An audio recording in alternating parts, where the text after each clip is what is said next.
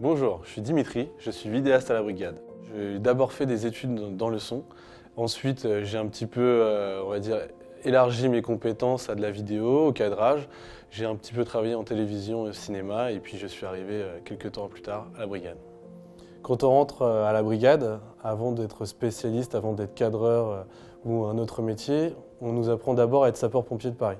Donc on fait des immersions dans les compagnies pour vraiment intégrer le métier de sapeur-pompier, comprendre où ils se placent, comment sont les conditions de travail et être au plus près justement de leurs conditions de vie.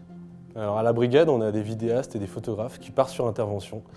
Des interventions, on va dire, de grande ampleur ou avec un caractère atypique pour prendre les images de cette intervention.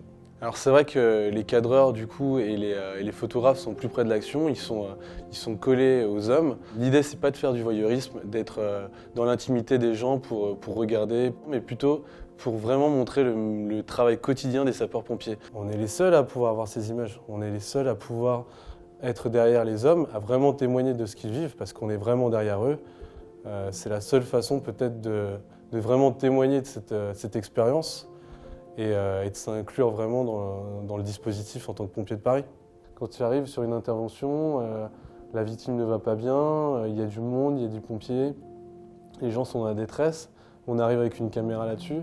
C'est pas forcément évident et pour eux et pour nous de se placer dans ce dispositif. Eux ne comprennent pas forcément notre mission et ce qu'on vient faire ici. On va arriver un peu de façon abrupte.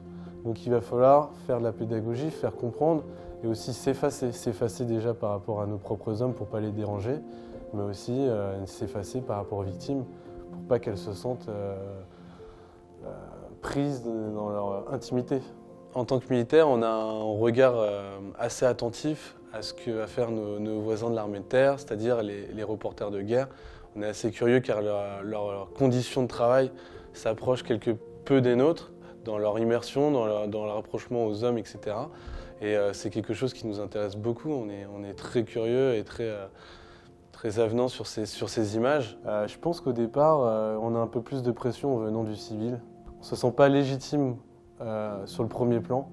Et puis on est formé, et puis on a la cohésion, on a l'équipe avec qui on est. Et c'est super important justement pour se sentir dans cette équipe et prendre sa place.